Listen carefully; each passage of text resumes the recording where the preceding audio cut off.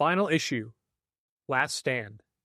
In the final pages of a long, impossible run, the hero fell, but not the story. Born in the margins of a broken world, Angel rose between splash pages and sirens, fists clenched against hate itself. He fought monsters in the streets, gods in the sky, and doubt in his own head. Issue after issue, the odds were unfair. Issue after issue, he won anyway. His costume was torn more times than it was replaced. His body bruised, burned, and broken. But the symbol on his chest never cracked. When the last battle came, it came loud. Explosions, shattered glass, a sky split by lightning and bad decisions. And when everyone else was down, Miguel the Angel was still standing, still swinging, still saying, "Not today." The final panel shows him smiling, bloodied, exhausted, unbowed, holding the line so the world could turn one more page. He didn't die, he became a legend. Now the city keeps his name in whispered prayers and graffiti and brick walls anyway. Somewhere, in a panel we haven't seen yet, the Angel is still watching. Status, fallen. Legacy, untouchable. Story, ongoing. End of issue. Our hero lives forever. In the Midwest, you know the best is there waiting, so come and join the conversation. Eisner approved, fan and artist and creator too. This is how the challengers do. What? Keep the conversation moving along. Keep reading comics, keep your local store strong. It gets hard and it's a job for the challengers. What? Comics and conversation, y'all. From Challengers Comics in Chicago. This is Contest of Challengers, a comics industry business podcast with Patrick Brower. Patrick Brower. Patrick Brower. Patrick Brower. Patrick Brower. Patrick Brower. Patrick Brower. Patrick Brower and W. Dal Bush. W. Dal Bush. Dal Bush. Del Bush. Dal. Del. Dal. W. Dal Bush. So we got some sad news last Friday, that another one of our longer subscribers had passed away, Miguel Fajardo. And he's been in security his whole life. He'd been a security guard. He'd been helping people his whole life. He had a tragic accident. He was shot in the line of duty. He lost use of one of his hands. His hand would just sit bent at the elbow, but unable to use the hand itself. And that all happened before we even met him. Right. When he started shopping with us, it was later in his career. He was still a security guard, but it was later in his career. And for all his physical challenges, he never let that stop him. He was always in a good mood. Yeah, he was a guy that loved comics and loved coming into the shop. It was great. Always smiling, always talkative. And as time went on, and sometimes there'd be a longer gap in between his visits, and he'd come back in and he'd apologize and say that, he'd been sick or he'd been hurt or something else was wrong. But, he came back and he got his books, and he was never a problem. He was never on our list. We never worried about him coming in. But then later, as his visits got a little bit longer, each time he came in, he'd be a little more morose, and he'd be like, "Hey, this may be my last time. I think I'm going to die soon." And we'd always say, "No, you're going to live forever. You'll be fine." I never said he was going to live forever, but I told him that we were rooting for him, and I hoped he would pull through, and I hoped this wouldn't be the last time we'd see him. And he always came back in. Yeah. And then the last time he came in, he didn't say that. He didn't say, "This might be my last time." Yeah, he'd seemed, better than I'd seen him in a long time, and he seemed like he was doing pretty well, and he seemed like whatever physical ailments he'd had or were behind him or in remission or at least under control. And yeah, I'd seen him way worse than that in the past. And so this last time I saw him, I just, it was another visit from Miguel. It was no big deal. Yeah. And it wasn't long after that he passed. And we didn't know that, but he wasn't even at the delinquent stage. Right. It wasn't like we were wondering why his books weren't being picked up, because he'd just been in a few weeks ago. Yeah. But last Friday, his best friend came in, and surprising no one, on a Friday, I was in a mood. it was a rough, busy day. It's all just due to how the shipments come in and how chaotic everything is. And Sure. a guy comes in, and I'm at the side counter when you first walk in the door, and there were boxes on the table. And the guy walks in, he's like, "Hey, I got some information for you. I'm going to do you a favor, probably." And with that, as he's approaching me, I take a box and slide it in front of me, like so it's in between us and he can't get, Whatever like about to happen. because he looked like he was a counter leaner, like a guy who's going to lean all the way in. Sure. So I'm like, I'm gonna quietly build a buffer. And that's what he said. He's like, "Yeah, one of your customers had passed away." Mhm. And then I asked who it was, and he said, and I'm like, "Oh man." And I immediately felt like a jerk for being on the defensive. Sure.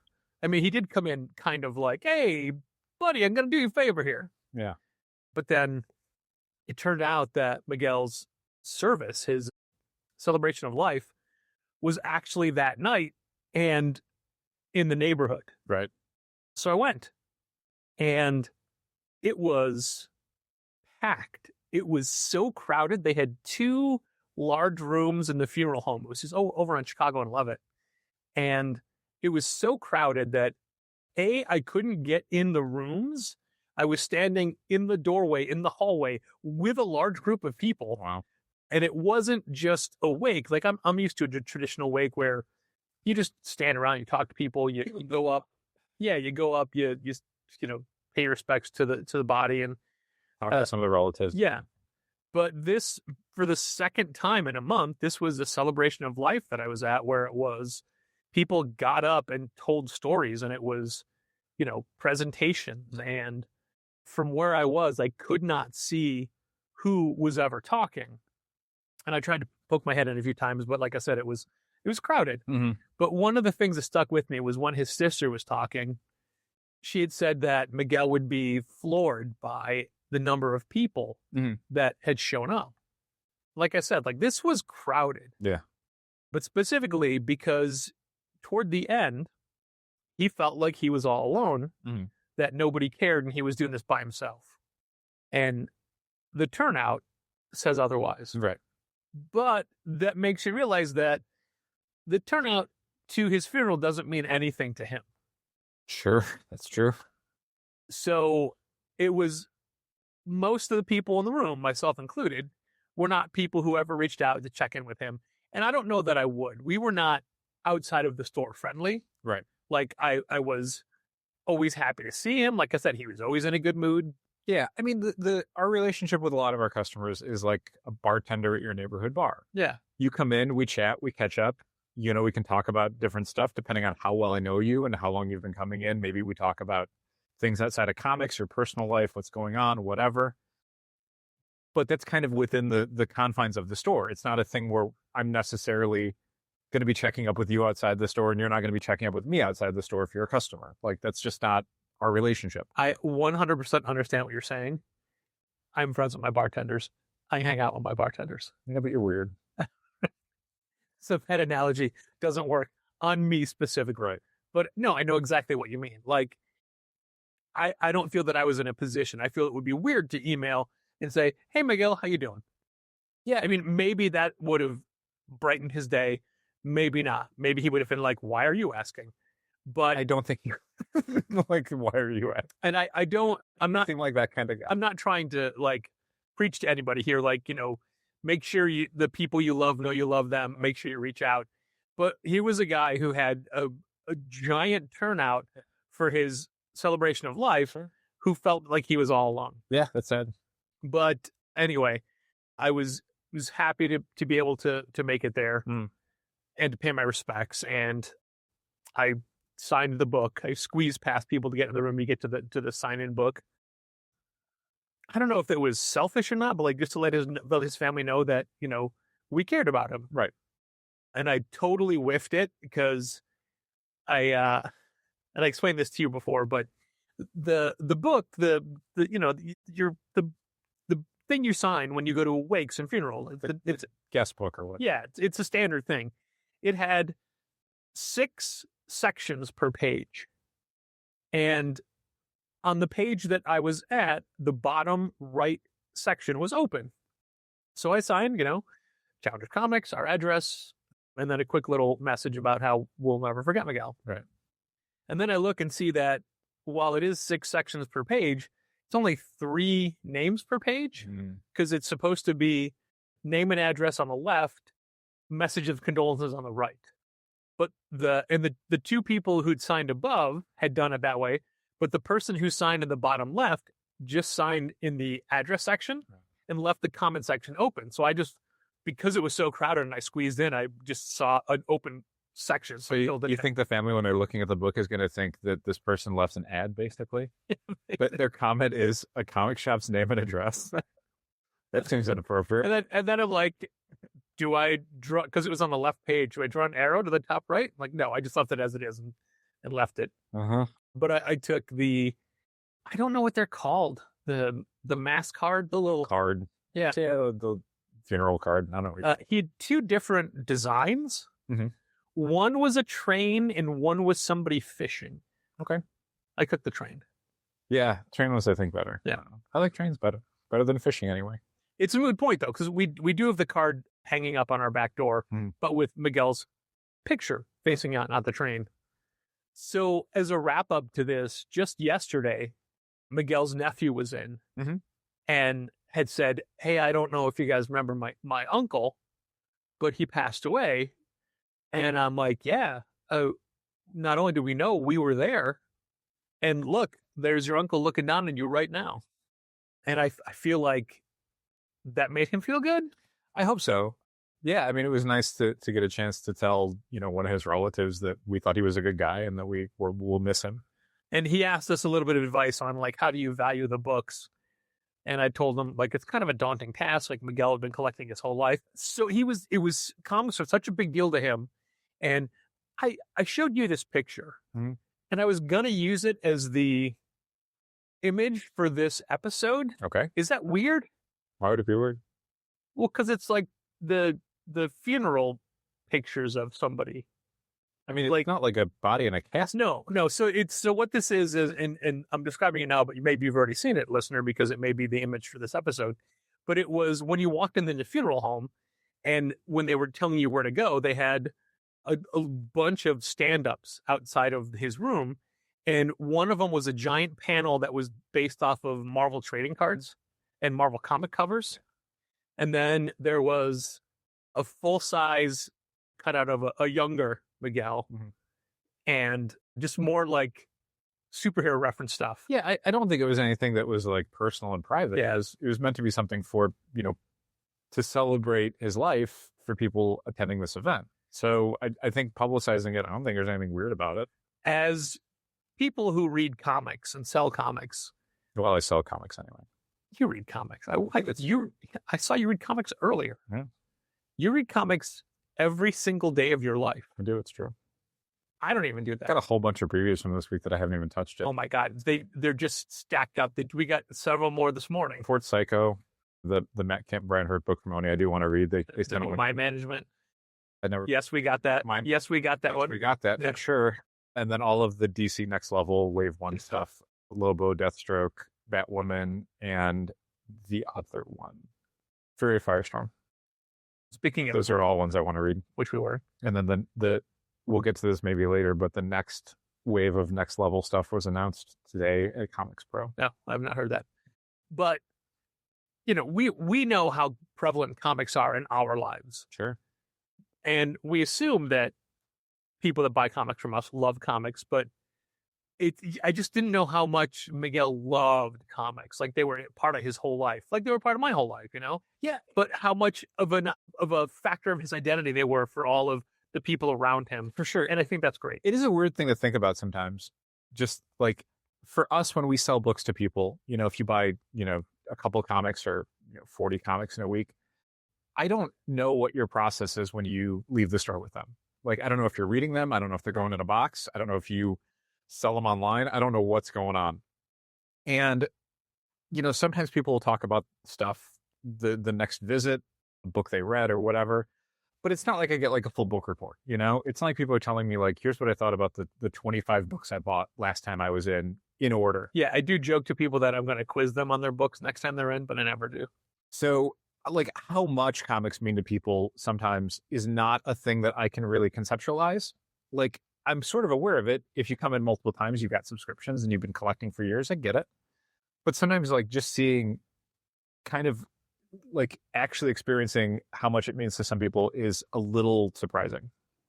So to get back to Miguel's nephew, he'd asked us questions about how to value the books. But I told him, I'm like, if you're looking to try to sell these things, you have a daunting task in front of you. And he said, no, I'm not going to sell them. I'm going to read every single one of them. And I thought, fuck yeah, that's exactly what your uncle wants. Well, maybe not all the old Marvel ones. I mean, come on. But we don't know what he has. I assume he's got some new universe Yeah. books in there. You don't got to read those. No, but the fact that That's what he wanted for you. I love that the nephew wants to do that. Sure. No, that's very sweet.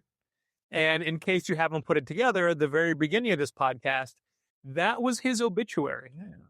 That was his actual obituary, and I loved it. I loved that it wasn't the typical born here, raised here, did this, survived by this. No, that was the obituary that was chosen for him. Yeah.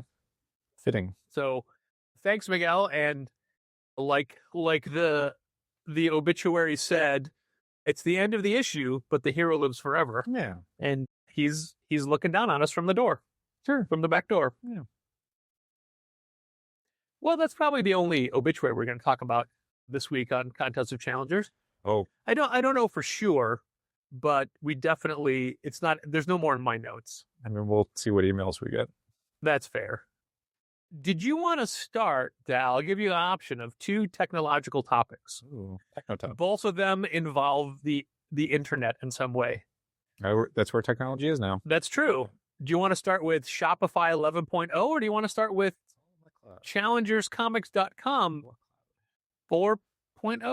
I don't know. Let's do Shopify POS first. All right. So Shopify, as you know, which is our web store service, the shop app is something that I'm sure many of the people listening to this podcast use regularly, Maybe. whether they want to or not. It seems to me like Shopify is one of the largest web store providers of the internet commerce. They do provide the infrastructure for a pretty diverse group of stores. Like you can have a Shopify plan that's, dirt cheap, under $40 a month, bare bones, but it'll get your, boutique shop up and running and online. Or you can be paying hundreds of dollars a month for like enterprise level infrastructure support. And I'm sure it scales up from there. Hasbro runs their Hasbro Pulse direct to consumer store on Shopify. Oh, wow. That is a Shopify store. I bet they're the $300 a month version, if not more. They probably pay a little bit more than that. Yeah. Yeah, I assume they have a more white glove level of service. Sure. So yeah, Shopify, they do a lot of different kinds of things, but they do serve a lot of different storefronts. But yeah, they do our website, and we also use them for our point of sale system when we're ringing people up in the store. And we've been using them since somewhere in 2020. COVID. We switched over at COVID. And just yesterday, they dropped 11.0. I have no idea what they were on when we joined. Yeah, I mean, 7 or 8 point something probably. They do massive seasonal updates each year, but this is the first time I'm aware of like the next number. Yeah, a lot of the stuff that they'll do on point of sale is, small quality of life changes. Buttons get bigger or smaller. Something is highlighted that we didn't used to be highlighted.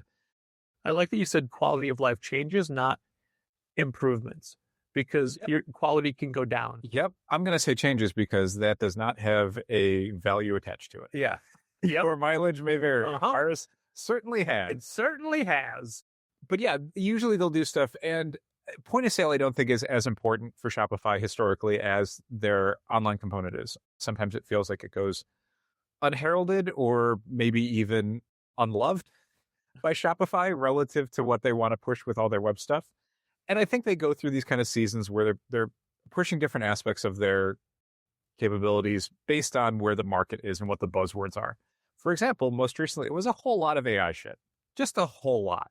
It seemed like literally every portion of their business was something where it's like, now we've added AI to it. And it's like, take it away. I don't want that. And I wonder if this kind of like isolated push on POS 11, I feel like is a reaction to One, maybe sort of what they're seeing from their customers, which is we need a better point of sale system, not more weird AI crap in the admin side that we're not looking for.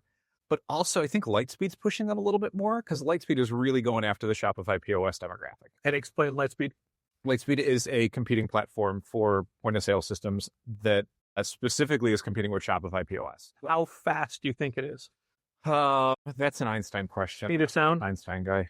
Less than 12 parsecs. So I feel like maybe Shopify POS got a bit of a spotlight this time because it's been out of the spotlight relative to everything else for so long that they kind of wanted to say, hey, no, we still care about this. Like, we understand that it needs to be doing things differently or better. A lot of the stuff it was doing this time is nothing that our customers will ever see. It is not stuff that affects like the customer display or requires us to ring up your books in a different way, but it's definitely some cosmetic tweaks to how things are laid out, especially when we're checking people out. Like once you hit the checkout section, there's a new flow to how things work. And I thought it was overall positive. It's larger buttons. It's things laid out in a more coherent way. One of the big things that people might not know about is that when you're ringing up people on Shopify POS, there is a little cart on the right side of the screen, the right third of the screen, and the left 2/3 of the screen are buttons that we'll hit to add things to carts or to specific item callouts we've done, or yeah, links to get us to different categories. Yes. When we're not scanning something, if we need to put something into your cart, the left 2/3 of the screen are where we're operating at. The thing is, once you go to the checkout section and you start, you're finalizing the transaction and you're taking money from people. Prior to POS 11, all of the right cart side stuff goes away. You're in a whole different screen that's now like currencies and emails for receipts and all this sort of stuff, which was a thing that would kind of always screw me up because frequently I'd want to look in the cart as I'm checking out to remember, like, did I charge somebody for a bag? Do I need to give them a bag? That's all gone now and I can't get back to it. So it would kind of screw me up a little bit because that was not how Comic Suite, our old point of sale system, would work, RMH. You could see all of that as you were checking out. So if you needed to look at the cart again, it was all there. POS 11 changed that where the right third of the screen, the cart, always stays on the screen, like through the entire checkout process. Yeah. Which is awesome because anything I need to re-reference, like if someone's asking me, hey, did I get charged this for that? Or did I get rung up for this? I can look at it easily and say, yes, you did, or no, you didn't, or whatever. Especially if they have a giant stack of stuff that we've already put in a bag. They're like, oh, wait, did I get the new issue of Avengers this week? Right. So all this stuff stays on the screen and that's pretty cool. The only kind of weird quirk is it's just such a minor thing, but when we were taking payment before, if you were taking cash or whatever, cash specifically, once we said we took the cash, it would move to the next screen, which was like, how does someone want a receipt? And it would give someone that option on the customer display at the same time as we were counting out the change. Now, you have to hit a button that says, when the screen shows you how much change the customer is owed, you have to now hit a button to say, yes, I gave them the change, we're done. Then it moves on to the next screen where they can take their receipt. So there's kind of this weird gap now where I might have to spend 5 or 6 seconds counting out the change and they can't take their receipt yet or say they don't want a receipt yet.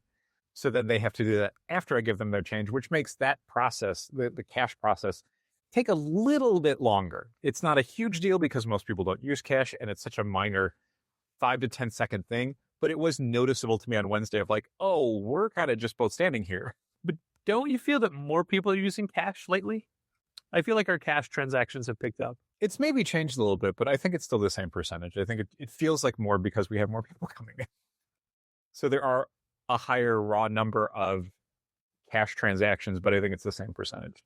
And I could always look that up, but I'm not going to do it right now. One quality of life thing that they put back that they'd taken away recently, just randomly, was the item total.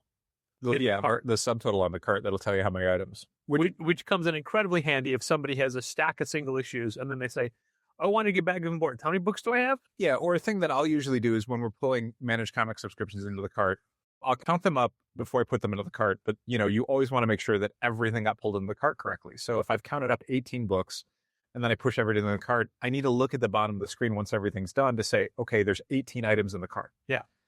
because you can't see everything on the screen. The right third of the screen is not tall enough. If they bought 5 books, you can see them. If they bought 17 books, you can see. So a little thing at the bottom that says subtotal 18 items makes me go, okay, everything got pulled into the cart correctly. We can move on. Yep. So that's a small quality of life thing that I do appreciate them putting back. Yeah, that they'd taken away for no reason. It's usually how Shopify's non-round number updates happen, is just something comes back or something goes away or something changes, and it's a minor thing, but yeah, occasionally it can be something where it's like, oh, I really needed that. And I had read where people had complained and the Shopify said it's coming back in the next update. Yeah, which is great. But usually it's like, oh, we made these buttons smallers. Okay, smaller, not smallers. Okay, we all hate that. Then the next time they put it back, like now they're a little bigger again. A lot of it always seems like it's just change for the sake of change, not like, oh, we've examined the flow of the way people use this, and this is more convenient. No, we just put this button over here rather than over here. It's on the left side now. Like, oh, all these buttons are on the left instead of across the top. Yeah, it's kind of the pro and con of Shopify and how they do things, not just on point of sale, but in a lot of places, is that they're very quick to make changes that sometimes feel ill-considered or don't really reflect what their user base needs, but they're usually pretty quick to switch it back or tweak it further if they feel like it's not doing what people want it to do or not doing what they as a company want it to do. So while it can be frustrating sometimes to see how quickly they move and break things, they do feel like they're listening to what people are saying and try and fix it as much as they can. Obviously not stocky. That's a whole different issue. But like POS and their website stuff, it does feel like there's a communication happening. And we were extra worried about this update because, as Dal had mentioned earlier, this is Comics Pro weekend, which we are not at, but I am following along kind of online. We have an online membership for this one. Dal pointed out a thing that I learned earlier in the week, that no Chicago stores are represented at Comics Pro this year, except like we count because we are a online presence, but no other shop from Chicago is there at all. Went to California for it. When there are several Comics Pro shops in Chicago. But anyway, it's Comics Pro week, and Brian Garside from Managed Comics is at Comics Pro. So we fully expected there to be a tremendous number of Shopify changes that break something in Managed Comics because of new code or whatever that Brian doesn't have the ability to fix because he's out of town. Yeah. While I was excited about Shopify POS 11 because Shopify provided a little tutorial video, a little preview of what they were going to be doing last week to step people through it. So I got a sense of like, oh, here's what it is and here's how it's going to work. So I could familiarize myself with it a little bit, but also assuage some of my fears that this was going to be a massive, weird change that I was not going to understand, that was going to slow everything down, because the problem was they were launching it on a Wednesday morning. So this thing was going to be a new point of sale update that may or may not work. And if it does work, may or may not work in a way that I understand right before the busiest day of the week, and like possibly the busiest Wednesday of the month, because it was also going to be like the new Absolute Batman issue, which means we were going to have like, dozens of people coming in the first like couple hours. Like, oh, Jesus. But thankfully, like I got our iPad out. Patrick and I were there like half an hour early. I did the update real fast, and it was real fast. I played around with it for like a minute and a half and was like, this is fine. And I tried Managed Comics Order Helper. Like, yep, everything's fine. You can pull stuff into the cart. It all looks great. The checkout process is pretty intuitive. The minor things that they changed before that, like how you can flag multiple items in the cart now instead of just doing it in either all cart or item by item thing, you can now do groups of items and make changes to them, which is great. So yeah, it was relatively painless, and it was something that, again, won't really affect customers necessarily, but hopefully something that'll make it a little easier on us. Not better or faster necessarily, but certainly have less issues. And you were right, it did help that we each got to look through that video tutorial last week. I really appreciated it. Yeah.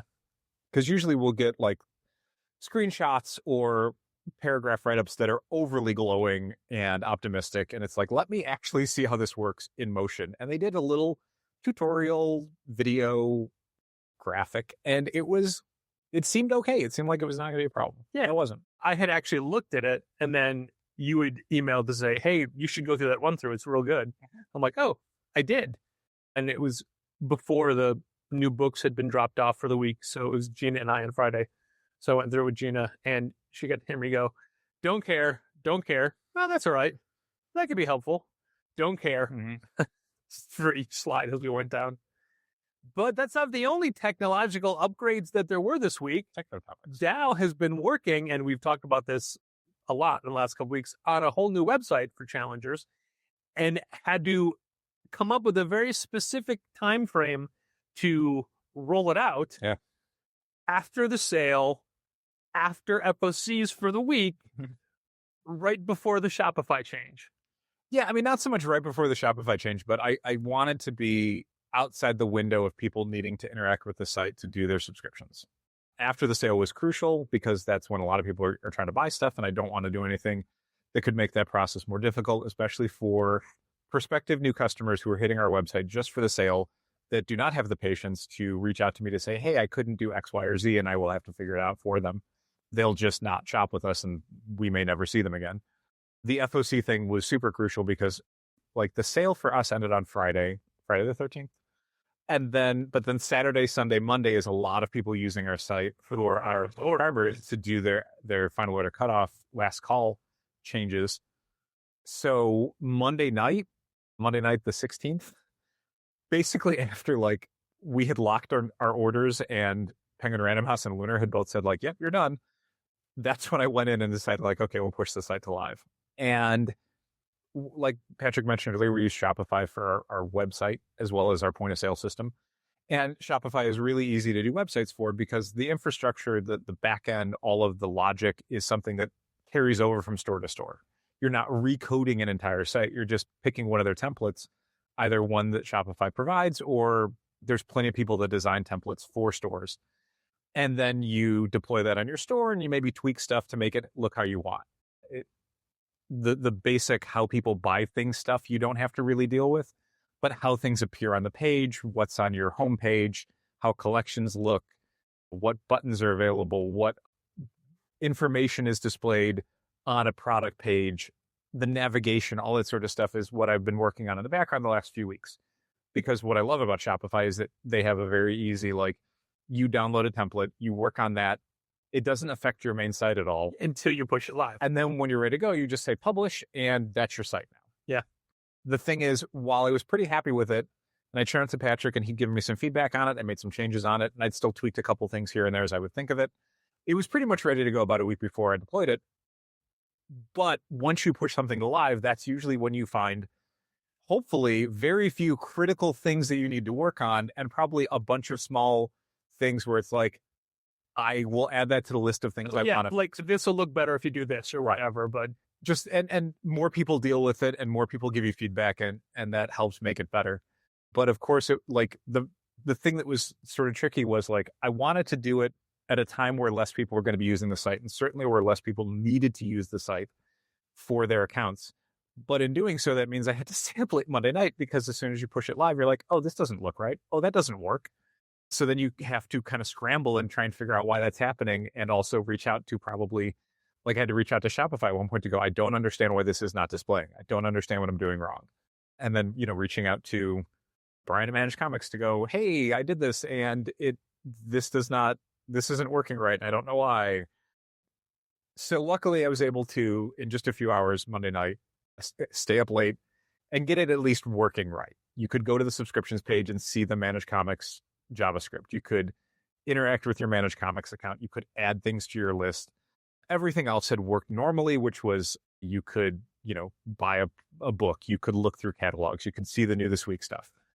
And then, I woke up Tuesday morning and people had bought stuff and people had added stuff to their subscriptions and we were good to go. And then I spent the next couple days getting some more feedback from Patrick and making some more minor aesthetic changes here and there. I just want to point out that the feedback Doug gets from me is so minimal compared to what he's done. It's less than 1%. I mean, I'm always happy to get it. I love hearing, like, what people are using or not using. Some stuff you had, I think, shown it to some people and they had given you some feedback that you passed along to me. And some stuff was like, I didn't think that was important, but if I'm hearing it, then I should probably try and, like, make it a part of our design. And other stuff was like, I hear it. I don't agree with it, and it would be such a 180 from what we're doing that I don't think we're going to do that. But I understand it is, what some people would want from the site. And honestly, that's kind of a challenger's thing when one of us has an idea and brings it to the other person. It could be like the other person saying, "Oh yeah, that's great, let's do it." The other person saying, "I don't understand, can you explain it more?" Mhm.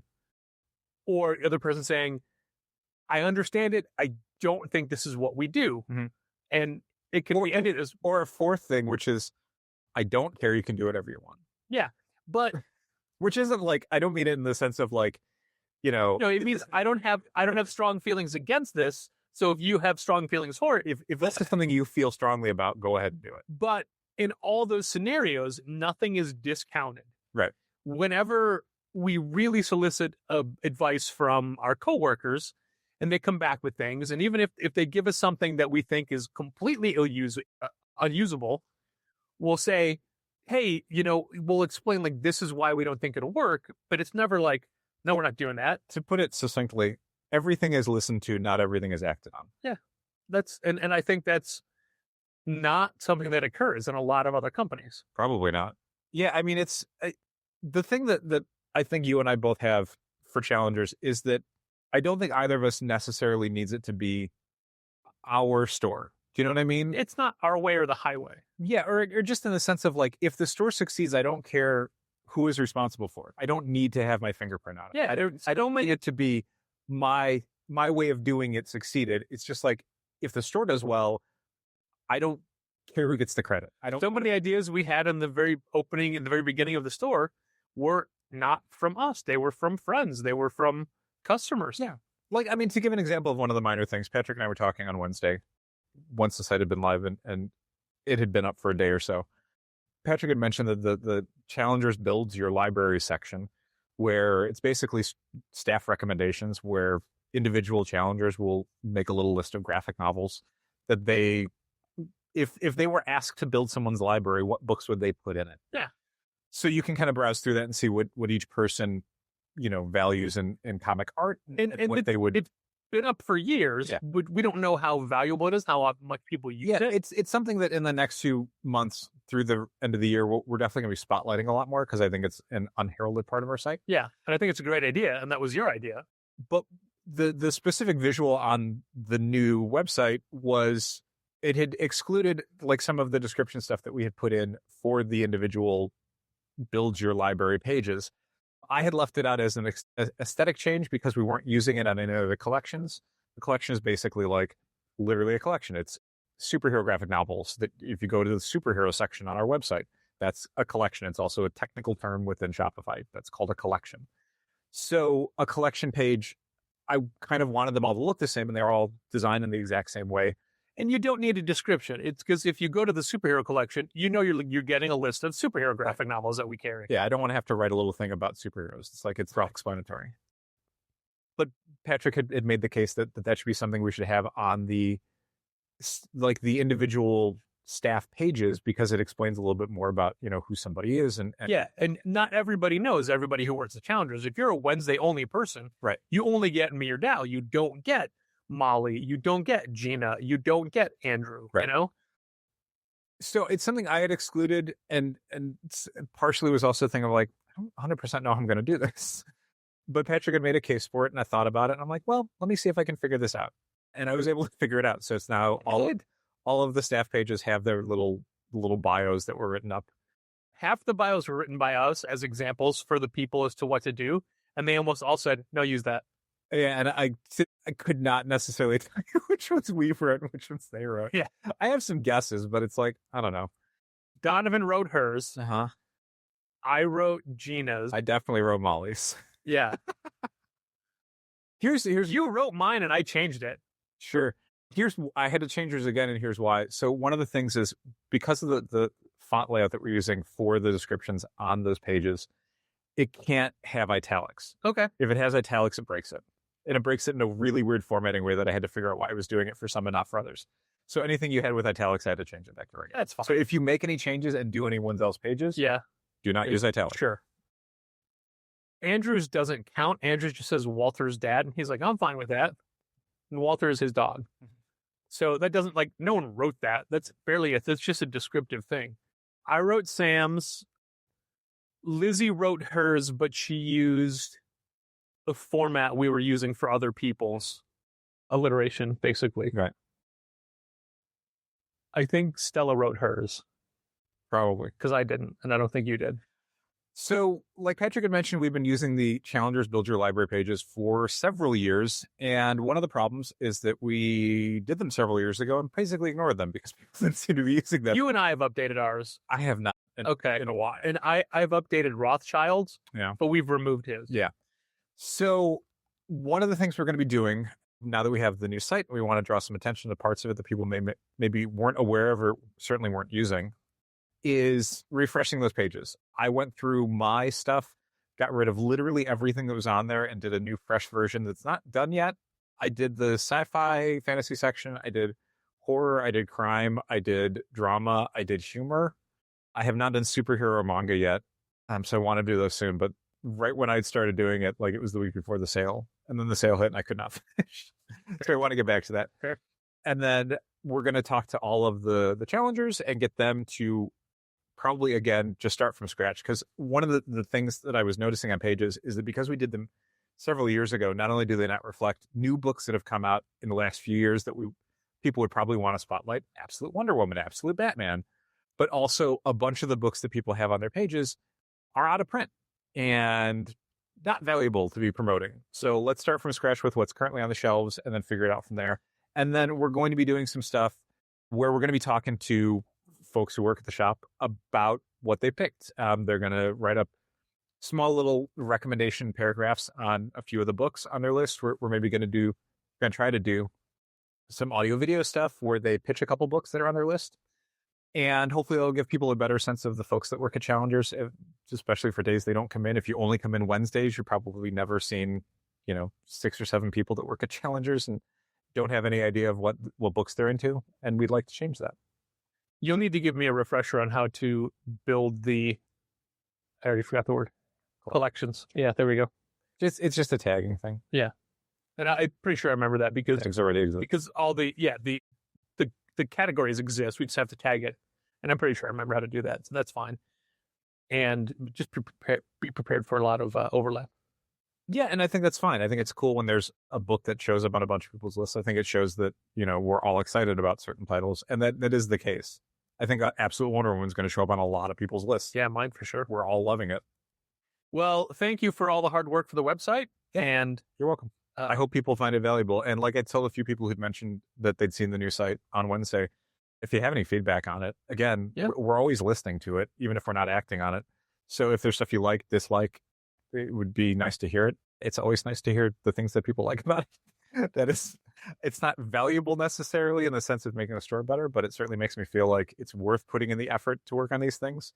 I don't need praise when it comes to this. We're a store. That's not how we operate. right. The praise is people buying stuff and using the site. But I'm a human being. It's sometimes nice to know that effort I put into something is acknowledged. That's nice. I'm not going to pretend it's not. And there's a situation with human beings where the people that you're closest to, when they give you compliments, they tend to mean less because, you may get them from them all the time, or you expect them to like what you're doing because they are your friends. You're used to support. Yeah. So people saying nice things is when a friend or a family member wishes you a happy birthday, it's like, yeah, that's kind of the least you should do. Like, I'm in your life. I matter to you. Like, this seems like when someone doesn't do that at that level, it's like, well, okay, great. Who would hold a grudge for that? But like when a stranger does it or somebody who isn't like a close friend or whatever, I don't want to say it means more, but it means something different. And I was going to take it from the viewpoint of when there's specific like comic creators that we're big fans of and we like to promote their work, and they'll be like, oh, I'm not getting the recognition that I want for this. We don't count in their eyes anymore because we already support them. Right. What they mean is new people or other people or people I don't know. Right. Like, I know you guys are going to support me. You always do. And I appreciate it. But yeah, it's not taking it for granted so much as like, it'd be weird if we didn't support them at that point. Yeah, like it would be more of not a personal attack, but certainly a conversation. If it was like, why did you guys not support this? But anyway, thanks for all your hard work, Dal. Thanks, Patrick. Speaking of hard work and relationships you build up, it always feels a little bit weird to me when we have subscribers who leave our subscription service for whatever reason, that you've spent months, years building a rapport relationship with. And, you know, if they move out of the city and they still get their books and they come in less and less or something like that, you know, that's just how life works. And nobody needs to give us a reason as to why they're leaving. But there's certain customers where when they first sign up and you don't really have a feel for them and you try to you know, make their experience enjoyable and you break down their walls a little bit and you learn more about their life. And over the years, when they come in, you ask them the questions like, hey, you know, did you grill this weekend, or what did you do for this holiday? Like things you know that they like to do. Let's talk about the Bears. You talk about their likes and things. And then when they eventually leave, sometimes, not always, not everybody, sometimes it feels like, whoa, I wasted all that time. Like, it's not a waste trying to give somebody a good experience in the store. Sure. But it's a waste when you know you're just doing it as a sales technique. Okay. You know, to make them feel more comfortable with the store. Ultimately knowing you don't care what they did for their holiday. Okay. I hear what you're saying. And there was, you know, obviously this is precipitated by somebody leaving. 12 people listening to this podcast who are regular customers of the store are sweating because they think it's them. It's not them. It's never them. But it's like, there's some that a lot, like it became harder and harder to get them to come in. Uh-huh. And then they're just like, yeah, I'm done.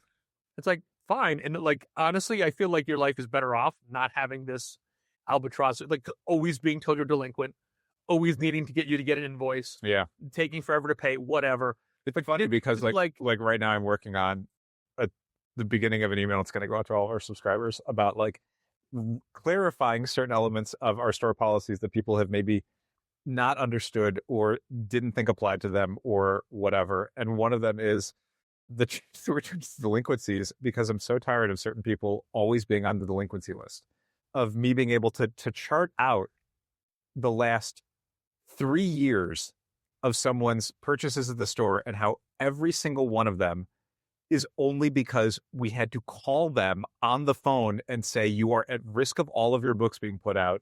You have to buy them. And that's the only way they would come in, and how much extra work and extra time that takes. So like the policy that I think we're going to go with, and Patrick can veto me on this, or we can talk about it later if you don't like it, is the delinquency emails. We will email you and then you have a week to come in.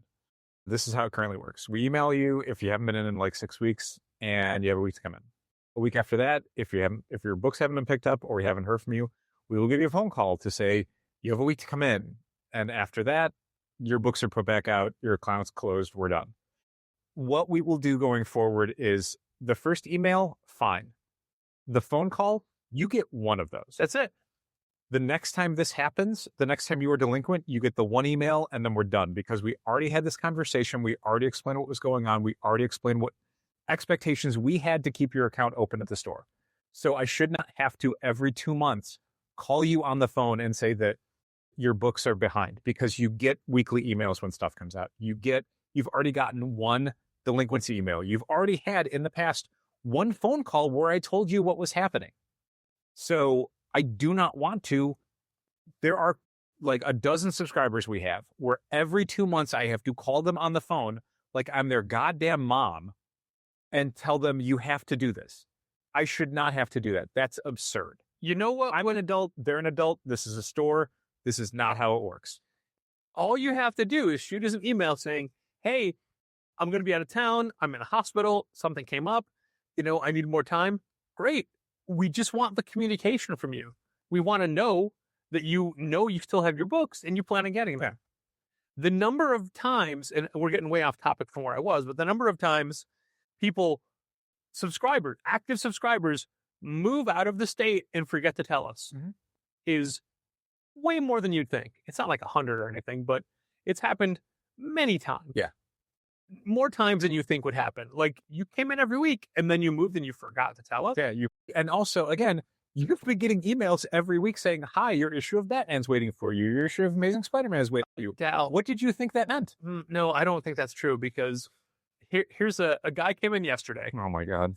and he's like, "Yeah, I've got a Absolute Batman Volume 2 hardcover on hold." Uh-huh. Great, what's your name? He gives the name, and you're like, it's in this part of the box. And I'm like, no, it's this one here. So let's say his name was Bob. It wasn't Bob. It wasn't, but let's say it is. I'm like, what's your name? Bob. One of them said, Bob Green, emailed this day. Yeah. This one said, 2 weeks ago. this one said, The book came out. Bob, phone number, called 2 days ago. Mhm. Like, what's your last name? Green. What's your phone number? Gives the phone number. I'm like, okay, both of these are yours. Yeah. You'd ordered them twice. You were emailed about it February 3rd, and then you were called on Monday. Monday was the one he's like, oh, I'll come get that, because he, quote, never got the email from the 3rd. Yep, was so certain about it. Like, oh, never got that email. Like, okay, Do you know how many your packages arriving tomorrow emails have come in? 4 or 5. We've got 7 for the main order of PRH. We've got 7 from Lunar. We've got Entertainment Earth. We've got 2 non-main order PRHs. Mhm. We've got Oh, Fridays. Simon & Schuster. Yeah, this is why when someone comes to tell me a club member has died, I'm already stressed out. They're already hot.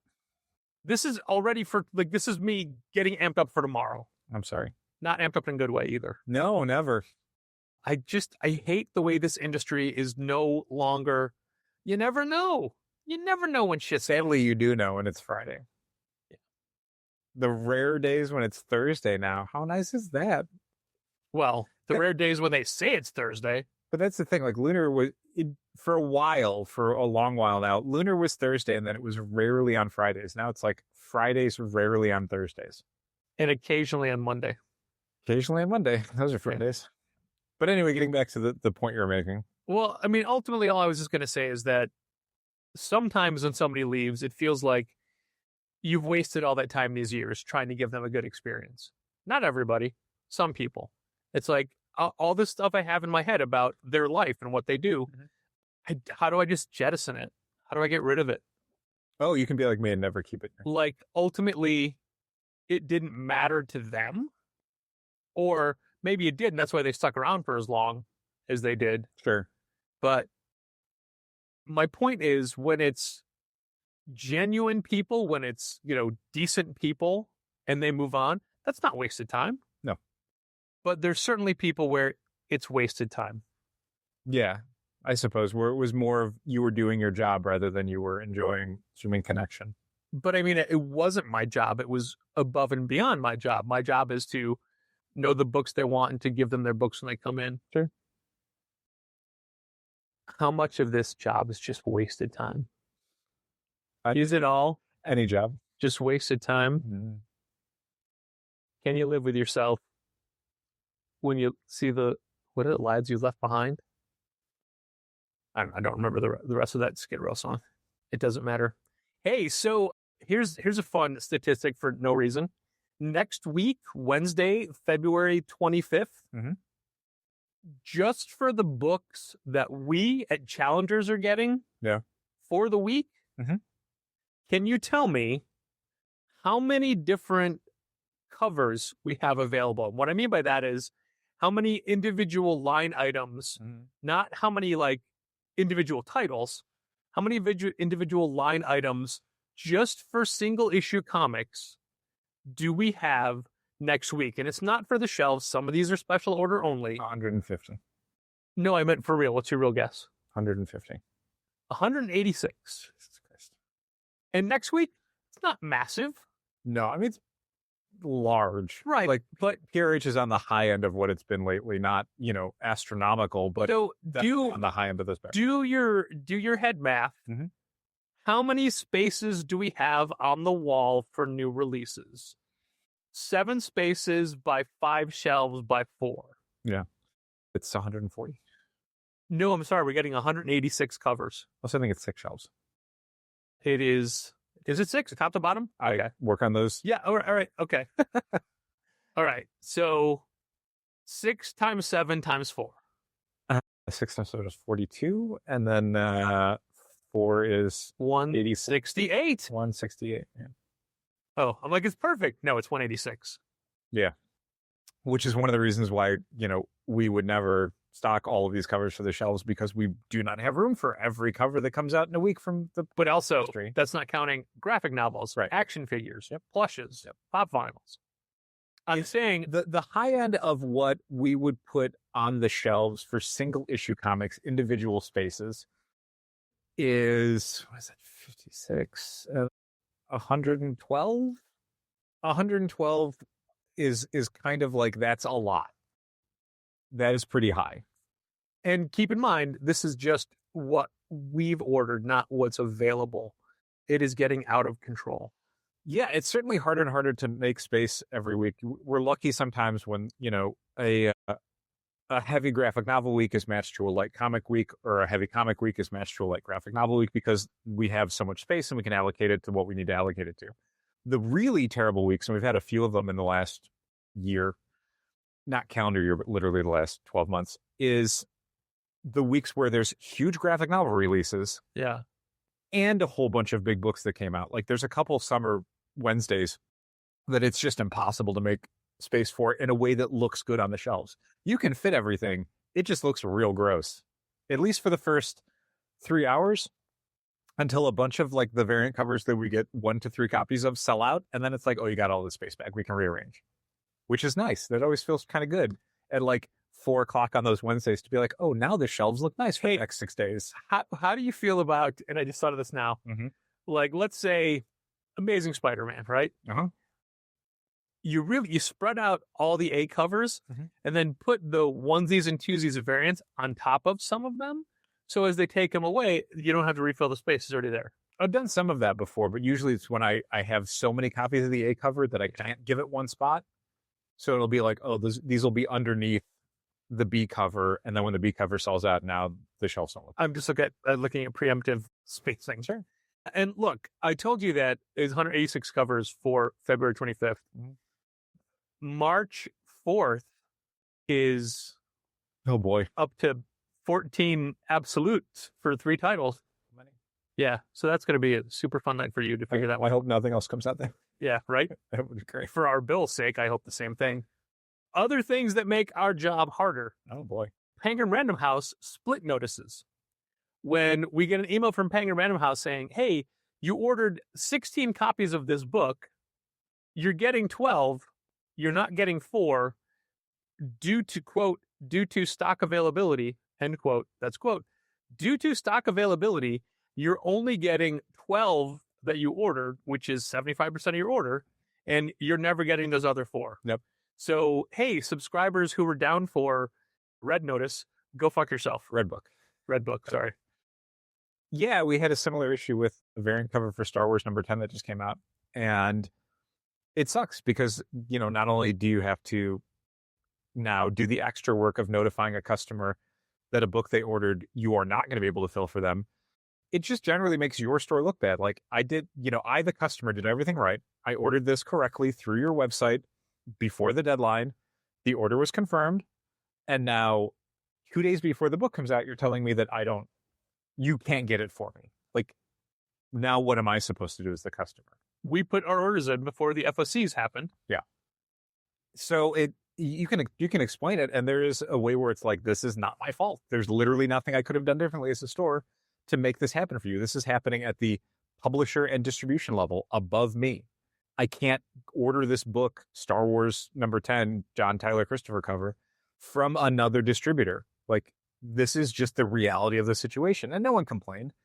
We contact the customer. We say, this is what's happening. Are you okay with the A cover? Some people say yes because they just want to read the story and finish their collection. Some people say no because literally all they wanted was that cover, so they don't care about getting an alternate version. And everyone moves on. It's not the end of the world, but it certainly doesn't look good for us as a store, and it doesn't inspire a lot of confidence in the process for people, which are not things you want to do. One more thing that doesn't inspire any confidence in the process and things you don't want to do is ordering Pokemon cards. This also Ordering, huh? Is that what we're calling? Yeah, right. This also falls under the category of things that make our job harder. We were told this week by our card distributor where we get our Pokemon cards from and have always gotten our Pokemon cards from. In the past.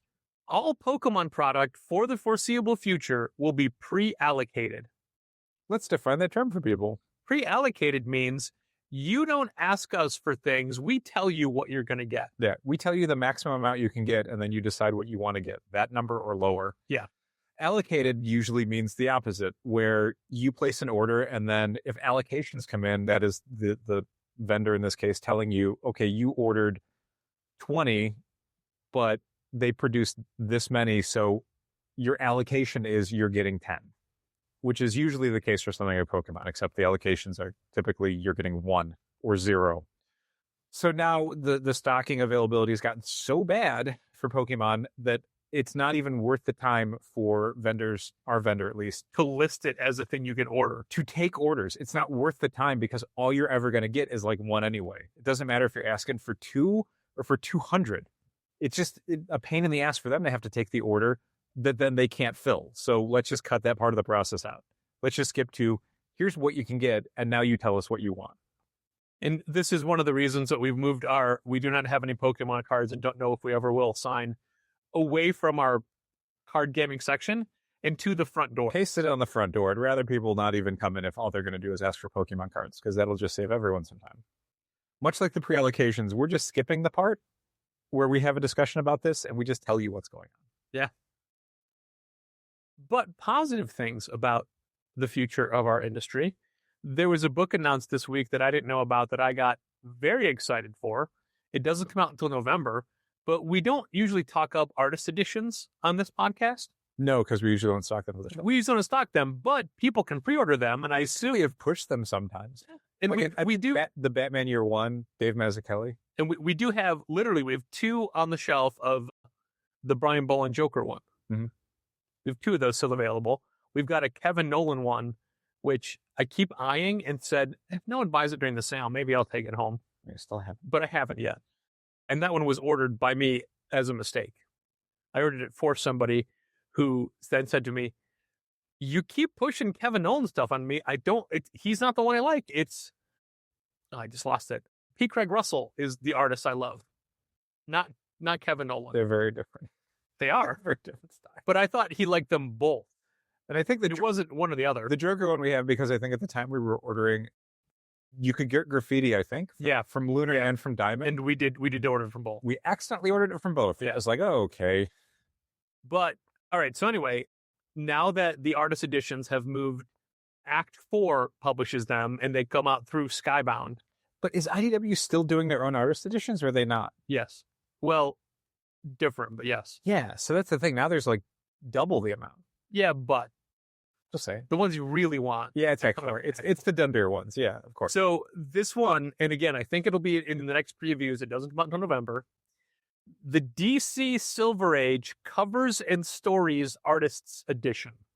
This features work from Jack Kirby, Joe Kubert, Carmine Infantino, Carmen Infantino right on the cover. Kurt Swan, Alex Toth. By the way, Carmine Infantino, both of the covers available. Is that right? I only saw the Flash one. And that's the one I'm getting because I remember buying the Superman versus the Flash Treasury Edition reprint book in a drugstore in Clifton, New Jersey. That's cool. And it wasn't like, it was reprints with all the stories that come out before. Mhm. But yeah, the other Carmine Infantino cover is, I forget, a bunch of other heroes. But yeah, I'm getting the B cover. Kurt Swan, Alex Toth, Nick Cardy, and others. And it's covers and it's stories and it's, sequential stuff. Yeah, there's kind of 2 kinds of artist editions if you've never gotten them. One is whole issues, maybe even a run of things, like the Mazzucchelli Born Again stuff and Year One. It's every page from there.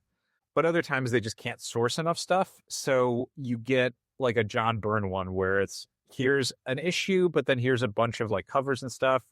Here's some pages from an issue. They did the Watchmen Artifact edition, which was the first one they did that was not called Artifact. a full thing. It was a full book for Watchmen stuff, but it was not every page of Watchmen. So now they, especially for the Silver Age stuff, when the ability to source huge chunks of stories are just like that arc got destroyed. They reuse the paper. It doesn't exist anywhere. Yeah. Anyway, I'm very excited for that, and I will definitely be ordering it, and people can pre-order it on their own. And Dal, why don't we end with you telling us about the next wave? The next, whatever the DC next, the Next level. I was Next- I, man, sorry, I keep calling it next wave. The next level. Sure. I'll grab my phone real quick so I can at least get the information right, because I don't want to get breaking news to be. Oh, maybe there's more. Okay, so here's the new announcement.